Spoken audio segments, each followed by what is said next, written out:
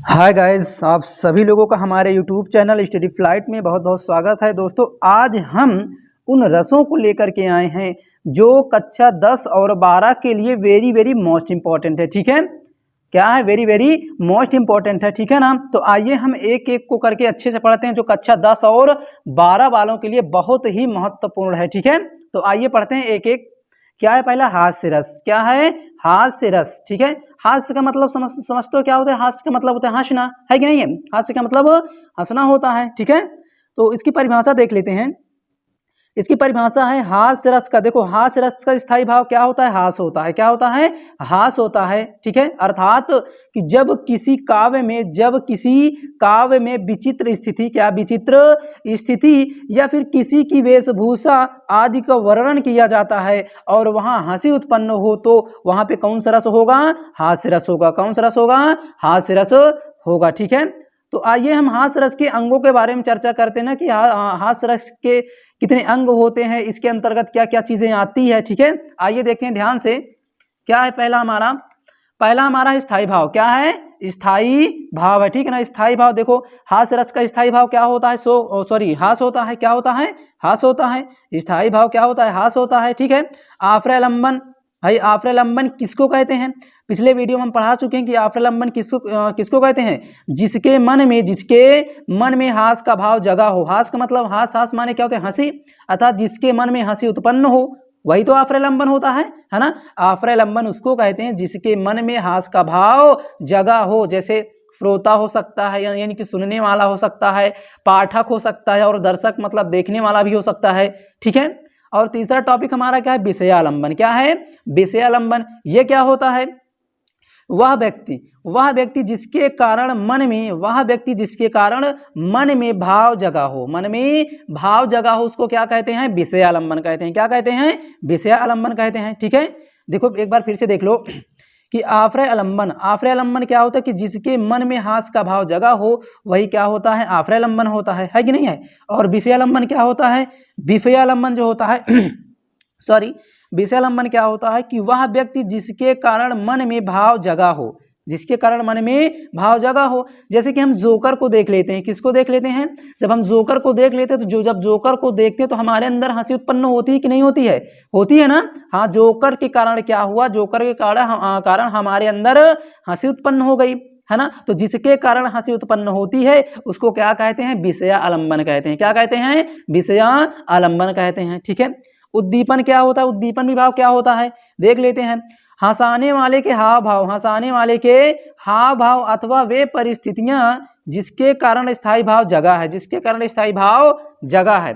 हमने आपको पिछले वीडियो में बता चुका है कि उद्दीपन का कार्य क्या होता है। उद्दीपन का कार्य जो होता है वो और भावों को, जो भाव होते हैं और भावों को क्या करते हैं? और ज्यादा बढ़ाने का काम करते हैं। क्या करते हैं? बढ़ाने का काम करते हैं। ठीक है, और देखो अनुभाव क्या होगा इसका? अनुभाव क्या होगा? ठहाका लगाना। क्या लगाना? ठहाका लगाना। और दांत निकाल कर हंसना, बहुत जोर हंसना। ठीक है ना, मुस्कुराना, है कि नहीं है? ये सब क्या है? अनुभव है। क्या है? अनुभाव है। अनुभाव का मतलब होता है अनुभव लेना या फिर अनुभव मिलना। भाई, यदि हम जब किसी से जैसे हम जोकर को देख लेते तो हमको क्या अनुभव, मतलब क्या फील होता है? अनुभव कैसा होता है? हमारे अंदर बहुत ज्यादा हंसी आती है, हम दांत निकाल के हंसते हैं, ठहाका लगाते हैं, है कि नहीं? कमेंट करते हैं, उस पर कमेंट करके हंसते हैं, है कि नहीं है? और आगे देखते हैं। आगे हमारा संचारी भाव। क्या है? संचारी भाव क्या होता है? हमने पिछले वीडियो में बता चुका है कि संचारी भाव वे भाव होते हैं जो कुछ क्षण के लिए आते हैं और आने के बाद जल्द ही लुप्त हो जाते हैं, मतलब गायब हो जाते हैं,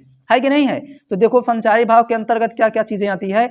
हर्ष आता है, उत्सुकता आता है, चपलता आता है आदि। ये किसके अंतर्गत आता है? संचारी भाव के अंतर्गत। ठीक है ना। हास्य रस में ये सारी चीजें क्या रहेगी? कॉमन रहेगी। क्या रहेगी? कॉमन रहेगी। इतना ध्यान रखना। ठीक है, तो आइए हम हास्य रस का उदाहरण सहित, अर्थात हास्य रस का जो उदाहरण के अनुसार अच्छे से इसको समझते हैं। ठीक है, उदाहरण क्या है? ध्यान से देखना। उदाहरण हमारा है कि लिखा है कि कहा बनरिया ने बंदर से चलो नहाने चले गंगा। देख लो, है कि नहीं है? भैया, अगर समझ में ना आए तो बताना। ठीक है ना, तो पहले ऐसा तो है ही नहीं कि समझ में ना आए। ठीक है, तो वीडियो स्किप मत करना। ठीक है, बहुत अच्छे से पढ़ाएंगे, बहुत अच्छे से समझाएंगे इसको। ठीक है, तो उदाहरण क्या है कि कहा बंदरिया, क्या कहा बंदरिया ने बंदर से कि चलो नहाने चले गंगा, कहाँ गंगा नहाने चले, बच्चों को छोड़ेंगे, बच्चों को छोड़ेंगे और घर पर होने दो हुड़दंगा, क्या हुड़दंगा। हुड़दंगा का मतलब क्या होता है, लड़ाई झगड़ा, है कि नहीं। हुड़दंगा का मतलब क्या होता है, लड़ाई झगड़ा करना, कि जब हम बच्चे को छोड़ के चले जाएंगे तो बच्चे क्या करेंगे, आपस में लड़ाई झगड़ा करेंगे, अर्थात आपस में लड़ेंगे, ठीक है। तो आइए हम इस हास्य रस के जो अवयव हैं उनके बारे में थोड़ा सा जान लेते हैं, थोड़ा सा इसके बारे में पढ़ लेते हैं कि क्या क्या चीज़ होता है, ठीक है। आगे तो हमने पढ़ चुका कि स्थायी भाव क्या होता है, आश्रयालंबन क्या होता है, विषयालंबन क्या होता है, उद्दीपन क्या होता है, अनुभाव क्या होता है, संचारी भाव क्या होता है। तो हमेशा ध्यान रखना, देखो हास्य रस में स्थायी भाव तो सेम ही रहता है भाई, हास्य ही तो होगा। आश्रय आलंबन बदल जाएगा, विषय आलंबन बदल जाएगा, उद्दीपन बदल सकता है। अनुभाव में अनुभाव तो देखो अनुभाव जो होता है वो हमेशा सेम ही रहता है, ठीक है। और संचारी भाव भी सेम रहता है, ठीक है ना। तो अच्छे से इसको समझते हैं। उदाहरण कि कहा बंदरिया ने बंदर से चलो नहाने चले गंगा, बच्चों को छोड़ेंगे घर पर होने दो हुड़दंगा, क्या हुड़दंगा। तो ध्यान से समझना कि बंदरिया ने बंदर से कहा बंदरिया ने बंदर से, मतलब बंदरिया जो है वो बंदर से कहती है कि चलो नहाने चले गंगा, कह रही कि चलो गंगा नहाने चलते हैं, बच्चों को छोड़ेंगे अर्थात बच्चों को छोड़ देंगे और घर पर होने दो हुड़दंगा, घर पर जो है झगड़ा लड़ाई होने दो, ठीक है। तो आइए थोड़ा सा इसके बारे में चर्चा कर लेते हैं।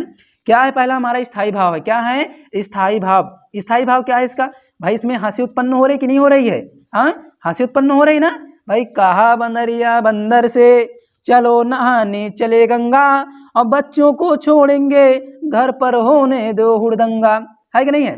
ध्यान से समझना, इसमें हंसी उत्पन्न हो रही, इसका मतलब यहाँ पे हास्य रस है, ठीक है ना। स्पष्टीकरण में क्या क्या चीजें लिखेंगे, हास्य रस के जो अंग होते हैं अर्थात जो उसके अंग होते हैं उसको देख लेते हैं, ठीक है। तो देखो पहला हमारा क्या है, स्थायी भाव। क्या है स्थायी भाव। स्थायी भाव क्या होता है, हास होता है, क्योंकि हास्य रस का स्थायी भाव क्या होता है, हास होता है कि नहीं है। आश्रयालंबन, आश्रयालंबन, आश्रयालंबन किसको कहते हैं, आश्रयालंबन किसको कहते हैं भाई, कि जिसके मन में विचार, मतलब जिसके मन में विचार आया हो, जिसके मन में विचार आया हो या फिर जिसके अंदर भाव जगा हो, है कि नहीं है। तो देखो बंदरिया के अंदर यही भाव जगाना कि हाँ चलो हम चलते हैं कहाँ, गंगा नहाने, है कि नहीं है। बंदरिया की जगह देखो हम एक चीज यहाँ पे और लिख देते हैं, क्या लिख सकते हैं, कवि लिख सकते हैं, क्या लिख सकते हैं, कवि भी लिख सकते हैं, ठीक है ना। क्योंकि जब कवि पढ़ेंगे तो कवि को भी तो हंसी आएगी कि नहीं आएगी, हाँ ठीक है। अब देखते हैं विषयालंबन। विषयालंबन क्या है, बंदर है, क्या है बंदर है, क्योंकि बंदर और देखो विषयालंबन जो क्या है इसमें बंदर और क्या बंदरिया, ठीक है, ये दोनों हैं, ठीक है, बंदर और बंदरिया ये दोनों हैं, ठीक है। अनुभाव देखते हैं, अनुभाव मतलब देखो अनुभाव मतलब हमको कैसा अनुभव हो रहा है, हमको हंसी आ रही है ना, हंसी आ रही है, हम जोर से हंसेंगे, दांत निकाल करके हंस सकते हैं, है ना, ठहाका लगाएंगे, कमेंट करेंगे, है कि नहीं है ना। आप देखते हैं संचारी भाव हमने आपसे क्या कहा, ध्यान से समझना कि देखो स्थायी भाव सेम रहेगा, आश्रयालंबन बदल जाएगा, विषयालंबन बदल जाएगा और अनुभाव तो सेम ही रहता है, ठीक है ना। संचारी भाव देखो क्या होता है, संचारी भाव हर्ष है, उत्सुकता है, क्या है, हर्ष है, उत्सुकता है, चपलता है, ठीक है। ये क्या है, ये संचारी भाव है, क्या है, संचारी भाव है, ठीक है। आइए अब पढ़ते हैं करुण रस के बारे में। किसके बारे में, करुण रस के बारे में, कि करुण रस होता क्या है, ठीक है ना। करुण का मतलब क्या होता है, दुख होता है कि नहीं होता है, करुण का मतलब दुख होता है, ठीक है ना, दुख विषाद, ठीक है ना, दुख होता है।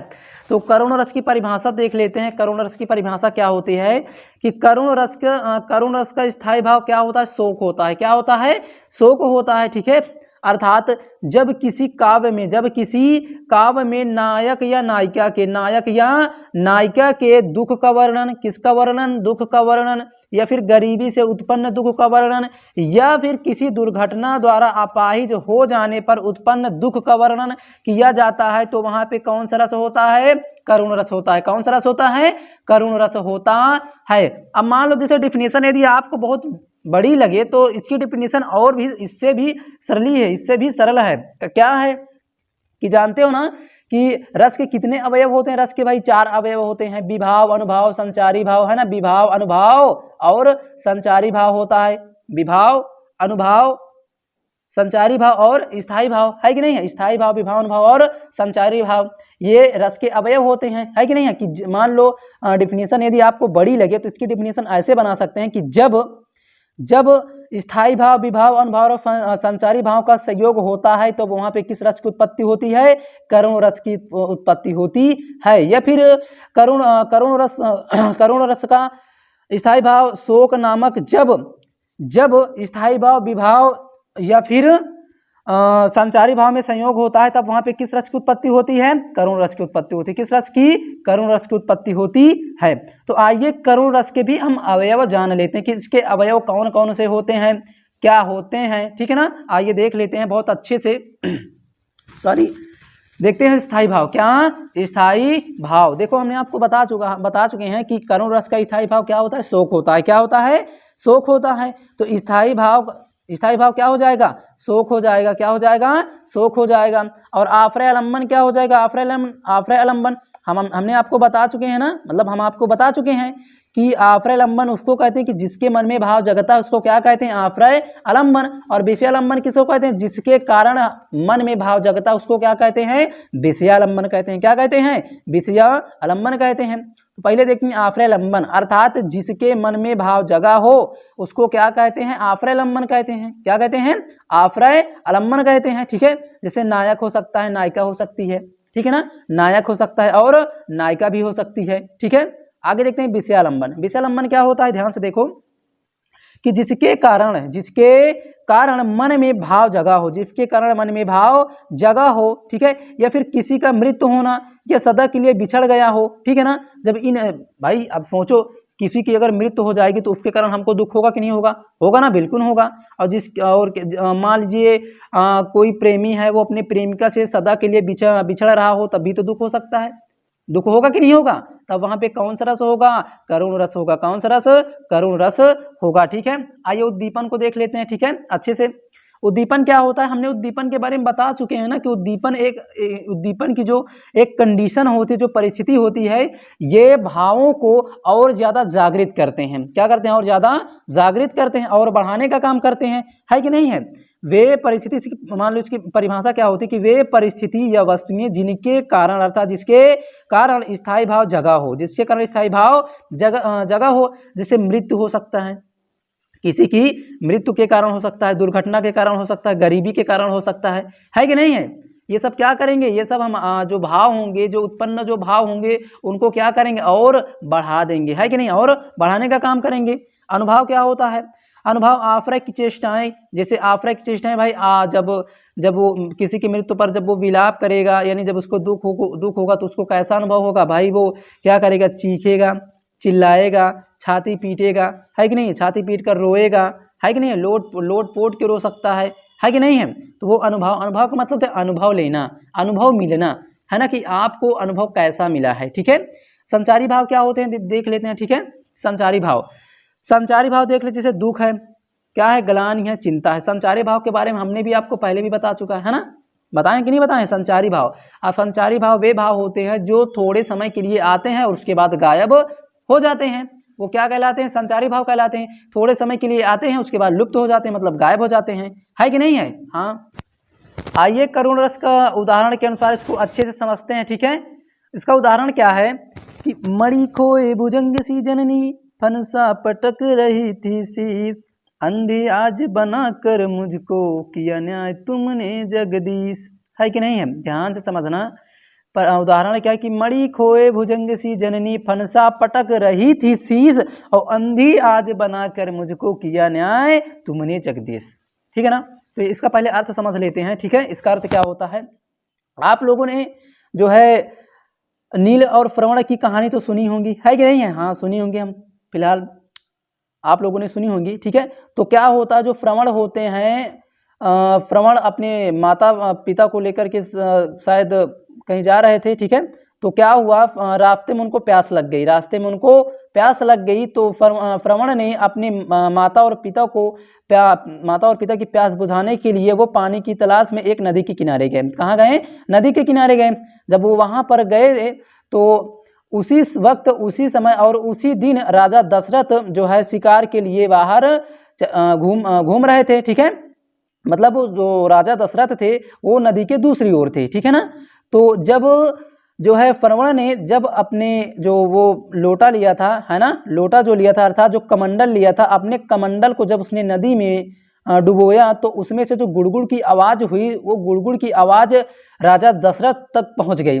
जब पहुंच गई तो उसने सोचा कि लगता है कोई शिकारी मिल गया है, कोई शिकारी मिल गया है। और वो राजा दशरथ जो है श्रवण पर तीर यानी बाण चला देते हैं, और जब उनको बाण लग जाती है तो वो वहीं पर मर जाते हैं, अर्थात उनकी मृत्यु हो जाती है। और जब उनकी मृत्यु का समाचार उनके माता पिता को पहुंचती है, जब वो जान जाते हैं तो वो क्या कह रहे हैं कि मणि खोई भुजंग सी जननी फनफा पटक रही थी शीश। अर्थात जिस प्रकार जो सांप होता है वो सांप की मणि खो जाती है, खो जाने से वो अपना सिर पटक पटक कर बेहाल कर देती है, उसी प्रकार श्रवण की मम्मी और माता और पिता का जो हाल हुआ था वो बहुत ही बुरा हो गया था, ठीक है ना।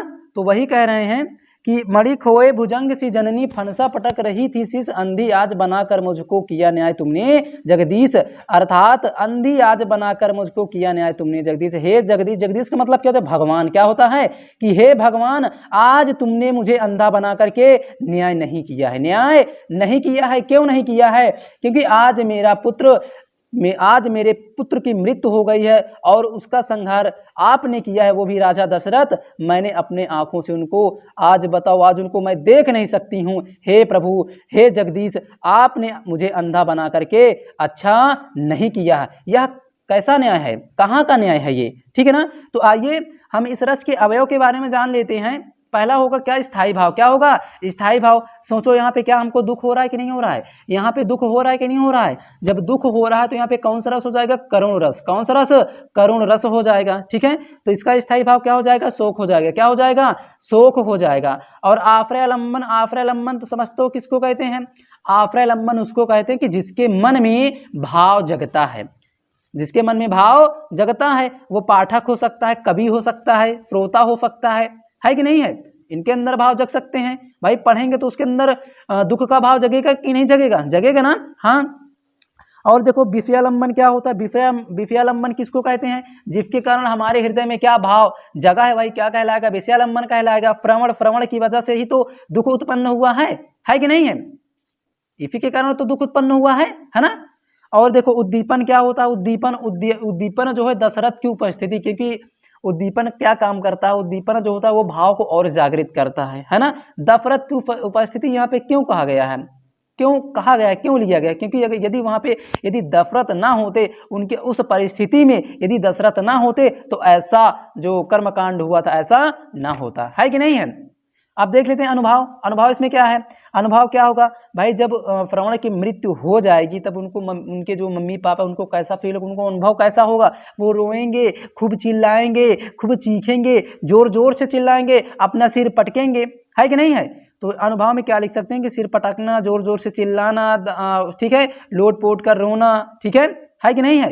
यही सब क्या हो जाएगा? अनुभव हो जाएगा। संचारी भाव क्या हो जाएगा? प्रलाप हो जाएगा। क्या हो जाएगा? प्रलाप हो जाएगा। ग्लानि मतलब दुखी, है ना, ग्लानि हो जाएगी, स्मृति हो जाएगी, ठीक है ना। संचारी भाव के अंतर्गत क्या आता है? प्रलाप आता है, ग्लानि आता है, स्मृति आता है, ठीक है। और आइए आगे देखते हैं वीर रस, ठीक है। आगे देखते हैं वीर रस, ठीक है। वीर रस की परिभाषा क्या होती है इसको ध्यान से देखते हैं, बहुत मजा आने वाला है वीडियो में, ठीक है। वीर रस कि जिस काव्य को, इसकी परिभाषा क्या होती है कि जिस काव्य को देखकर सुनकर वीरता का भाव आता है वहां पर वीर रस होता है। कौन सा रस होता है? वीर रस होता है, ठीक है ना। कौन सा रस? वीर रस होता है। एकदम सिंपल सी परिभाषा है कि नहीं है। आइए वीर रस के अवयव के अर्थात वीर रस के अंग के बारे में थोड़ा सा चर्चा कर लेते हैं, ठीक है ना। सब चीज वही सेम रहता है, बस क्या है, स्थायी भाव बदलता जाएगा, रस के अनुसार स्थायी भाव बदलता चला जाएगा, है कि नहीं है। और संचारी भाव बदलता चला जाएगा, है ना। और उद्दीपन भी बदलता चला जाएगा, है कि नहीं है। आप्रलंबन बदलता चला जाएगा, लेकिन है वही चीज, ठीक है ना। अर्थात कंडीशन के अनुसार ये सब चीजें बदलता चला जाता है। तो आइए देखते हैं वीर रस के अवयव, वीर रस के अंग देखते हैं, ठीक है। पहला हमारा स्थायी भाव क्या है? स्थाई भाव, बेर रस का स्थाई भाव क्या होता है? उत्साह होता है। क्या होता है? उत्साह होता है। ठीक है। आफ्रालंबन क्या होता है भाई? जिसके मन में क्या भाव जगता है उसको क्या कहते हैं? आफ्रालंबन कहते हैं। जिसके मन में उत्साह उत्पन्न हुआ है ना, अर्थात जिसके अंदर भाव जगा उसको क्या कहेंगे? आफ्रालंबन कहेंगे। जैसे कवि हो सकते हैं, पाठक हो सकते हैं, दर्शक हो सकते हैं, है कि नहीं है? ये क्या हो सकते हैं? आफ्रालंबन हो सकते हैं। विषयालंबन क्या होता है? ध्यान से देखते हैं। विषयालंबन, ठीक है। विषयालंबन क्या होता है? विषयालंबन हमने आपको पहले भी बता चुका है कि विषयालंबन वो होता है कि जिसके कारण हमारे मन में भाव उत्पन्न होता है, जागृत होता है, उसको क्या कहते हैं? विषयालंबन कहते हैं। अर्थात वह व्यक्ति जिसको देखकर उत्साह उत्पन्न होता है उसको क्या कहते हैं? विषयालंबन कहते हैं। ठीक है। उद्दीपन क्या होता है? उद्दीपन वे परिस्थितियां या वस्तुएं जिनके कारण उत्साह उत्पन्न हुआ, जैसे रणभेरी का बजना, जैसे रणभेरी का बजना, है कि नहीं है? उद्दीपन क्या करता है? हम फिर बता रहे हैं, देखो हर बार बता रहे हैं कि इन सब चीजों का मतलब क्या होता है कि नहीं है? अपनी भाषा में बता रहे हैं। ठीक है। उद्दीपन जो होता है ये भावों को और जागृत करता है। क्या करता है? और भावों को जागृत करता है। ठीक है। आइए देखते हैं अनुभव। अनुभव क्या क्या है इसमें? अनुभव मतलब अनुभव लेना, मतलब अनुभव कैसा मिलता है, कैसा अनुभव मिलेगा? ठीक है। अनुभव में क्या होगा? हुंकार भरना। क्या भरना? हुंकार भरना, दहाड़ना, धमकी देना, है कि नहीं है? क्या देना? धमकी देना। ठीक है। संचारी भाव में देखो क्या होगा? हर्ष होगा, गर्व होगा। क्या होगा? हर्ष होगा, गर्व होगा, उत्सुकता होगा, आवेग होगा। ठीक है ना? ये सब क्या होंगे? क्या होंगे? संचारी भाव। क्या होंगे? संचारी भाव होंगे। अर्थात जिसके मन में उत्साह उत्पन्न हुआ है उसको क्या कहते हैं? आफ्रालंबन कहते हैं। जैसे कवि, पाठक, दर्शक। विषयालंबन क्या होता है? कि वह व्यक्ति जिसको देखकर उत्साह उत्पन्न होता है उसको क्या कहते हैं? विषयालंबन कहते हैं। उद्दीपन क्या होता है? कि वे परिस्थितियां या वस्तुएं जिनके कारण उत्साह उत्पन्न हुआ, जैसे रणभेरी का बजना। ठीक है। अनुभव जैसे हुंकार भरना, दहाड़ना, धमकी देना आदि। ठीक है। संचारी भाव हर्ष, गर्व, उत्सुकता, आवेग। ठीक है ना? हाँ।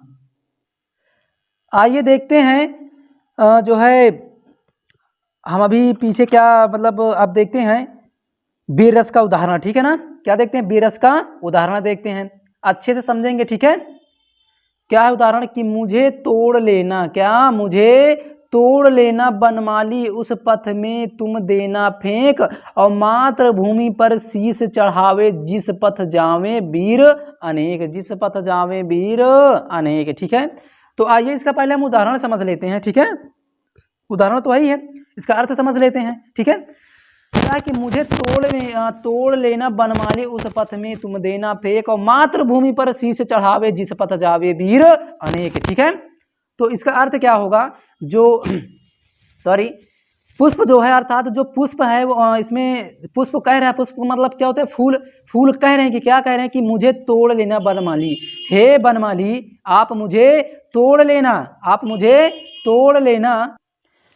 हाँ, तो जो पुष्प है अर्थात जो फूल है वो माली से क्या कह रहे हैं? कि मुझे तोड़ लेना बनमाली, हे माली मुझे तुम तोड़ लेना, मुझे तुम तोड़ लेना, और उस पथ में तुम देना फेंक, तुम उस रास्ते में, पथ माने रास्ता होता है, अर्थात उस रास्ते में फेंक देना, मातृभूमि पर शीश चढ़ावे जिस पथ जावे वीर अनेक, अर्थात जिस रास्ते से अनेक वीर मातृभूमि के लिए अपना शीश चढ़ाने जाते हैं, आप मुझे उस रास्ते पर फेंक देना। क्या कर देना? फेंक देना। ठीक है।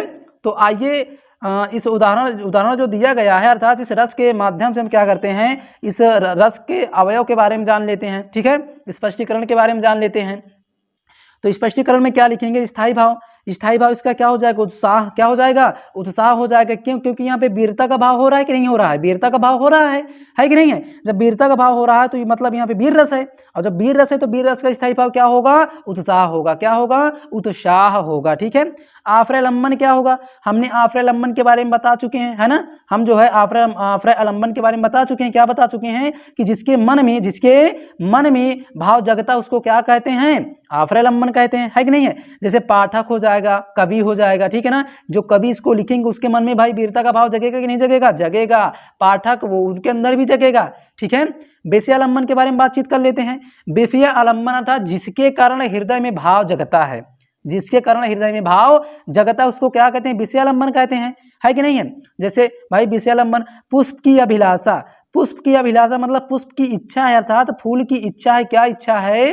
कि हे माली तुम मुझे तोड़ लेना और तुम उस रास्ते में मुझको फेंक देना जिस रास्ते से अनेक वीर मातृभूमि के लिए अपने शीश चढ़ाने जाते हैं, है ना। तो यहाँ पे क्या है, पुष्प की अभिलाषा, अर्थात विषयालंबन क्या होगा, क्या होगी, पुष्प की अभिलाषा, है ना, अर्थात फूल की इच्छा है। फूल की इच्छा के कारण ही तो भाव उत्पन्न हो रहा है कि नहीं है। अनुभाव क्या हो जाएगा, जब भाई युद्ध भूमि में जाएंगे तो लड़ेंगे, दहाड़ेंगे, धमकी देंगे, है कि नहीं है। हाँ, यही तो काम होता है वहां पे।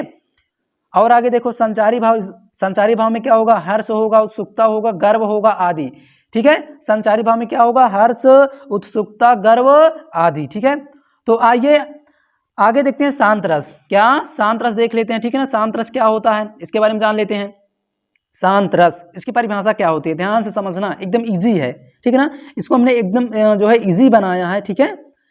तो देखते हैं कि हमारे हृदय में स्थित निर्वेद नामक स्थायी भाव का जब विभाव, अनुभाव तथा संचारी भाव के संयोग से क्या होता है, शांत रस की निष्पत्ति होती है। शांत रस की निष्पत्ति होती है, अर्थात हमारे हृदय में स्थित निर्वेद नामक स्थायी भाव जब विभाव, अनुभाव, संचारी भाव, है ना, विभाव, स्थायी भाव, विभाव, अनुभाव और संचारी भाव का सहयोग करता है, तब जाकर के शांत रस की उत्पत्ति होती है। तब जाकर के क्या होती है, शांत रस की उत्पत्ति होती है, ठीक है ना। किसकी उत्पत्ति होती है, शांत रस की उत्पत्ति होती है। ओके, तो आइए एक उदाहरण के अनुसार इसको अच्छे से समझते हैं, ठीक है। उदाहरण क्या है कि बड़ा हुआ तो क्या हुआ, जैसे पेड़ खजूर और पंथी को छाया नहीं, फल लागे अति दूर। अर्थात कवि जिसमें क्या कह रहे हैं कि बड़ा हुआ तो क्या हुआ, जैसे पेड़ खजूर, पंथी को छाया नहीं, फल लगे अति दूर, कबीरा फल लगे अति दूर, ठीक है। तो आइए इसका अर्थ जान लेते हैं।